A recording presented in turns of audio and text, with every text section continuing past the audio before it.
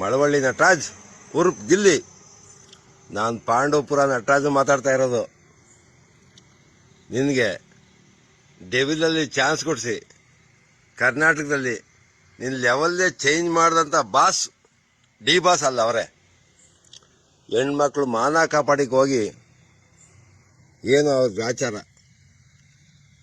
ಅವ್ರ ಎನಿಮಿಗಳೆಲ್ಲ ಸೇರಿ ಹಿಂಗೆ ಮಾಡ್ಬಿಟ್ಟವ್ರೆ. ಅವ್ರ ಅಭಿಮಾನಿಗಳು ಎಲ್ಲ ಸೇರಿ ನನ್ನೂ ಸೇರಿ ನಿನಗೆ ಪ್ರಚಾರ ಮಾಡಿದ್ದೀವಿ, ಓಟ್ ಹಾಕಿದ್ದೀವಿ. ಫಸ್ಟು ಹೋಗಿ ಇವತ್ತು ಕಷ್ಟದಲ್ಲಿರ್ಬೋದು ಅವರು, ಅವ್ರನ್ನ ಮಾತಾಡ್ಸೋ ಅಪ್ಪಾಜಿ.